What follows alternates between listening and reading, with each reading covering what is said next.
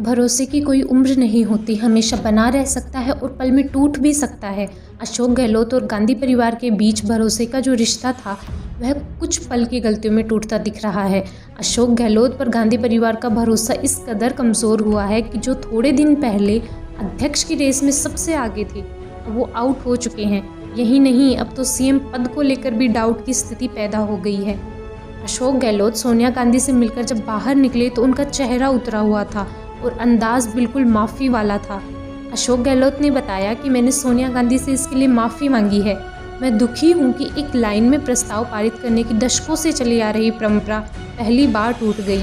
इसके साथ ही उन्होंने कहा कि मैं अध्यक्ष पद पर चुनाव लड़ने के लिए तैयार था, लेकिन जो घटना पिछले दिनों हुई उसके बाद अब मैं साफ कर देना चाहता हूं कि अध्यक्ष का चुनाव नहीं लड़ूंगा। अब इस बात पर चर्चा तो ज़रूर होगी कि अध्यक्ष न बनने का फैसला उनका खुद का है या फिर सोनिया गांधी ने उन्हें इससे दूर किया है। अब उन्होंने माफ़ी तो मांग ली, लेकिन उनके सीएम पद पर भी तलवार लटक गई है। कांग्रेस विधायक दल की बैठक का विधायकों की ओर से बहिष्कार सीएम को भारी पड़ गया है। अलकमान ने उन्हें एक व्यक्ति एक पद का रूल मानने के लिए कहा, जिससे उनके नामांकन से पहले नए सीएम का नाम तय करने के लिए 25 सितंबर को विधायक दल की बैठक बुलाई गई। लेकिन गहलोत गुट के विधायकों को लगा कि सचिन पायलट को सीएम बनाने का प्रस्ताव लेने के लिए बैठक बुलाई गई है और उन्होंने बैठक का बहिष्कार कर दिया, अपने इस्तीफे स्पीकर को सौंप दिए। सोनिया ने इस बात पर नाराज़गी जताई कि इससे पहले कभी भी ऐसा नहीं हुआ है कि विधायक दल की बैठक का विधायक बहिष्कार करें और पार्टी लाइन को मानने से इनकार कर दें। गहलोत ने इसकी जिम्मेदारी स्वयं ले ली।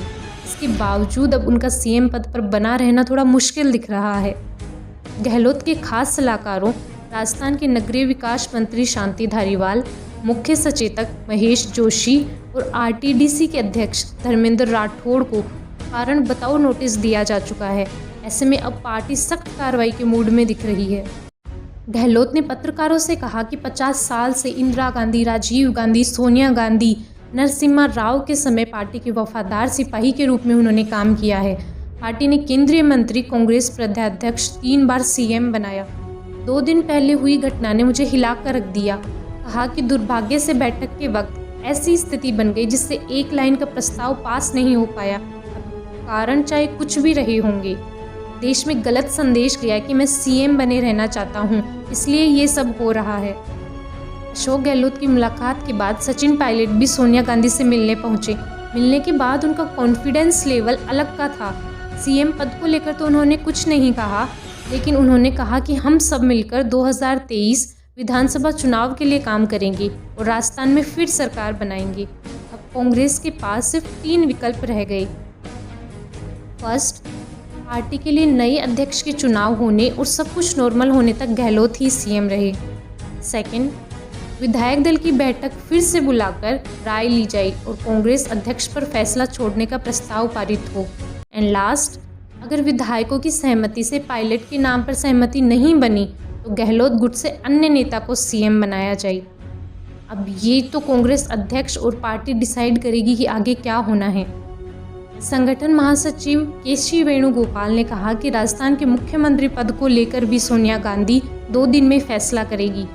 सोनिया गांधी और सचिन पायलट की मुलाकात होने के बाद अब इस बात पर डाउट और बढ़ गया कि राजस्थान में मुख्यमंत्री का चेहरा बदल सकता है। सीएम अशोक गहलोत का जादू अब उतरते हुए नजर आ रहा है। उन्होंने किस तरह से खुद को जादूगर बताया और कैसे बगावत की, ये जानने के लिए ऊपर आई बटन पर क्लिक करके हमारा वीडियो देख सकते हैं। साथ ही चैनल को सब्सक्राइब करना ना भूलें।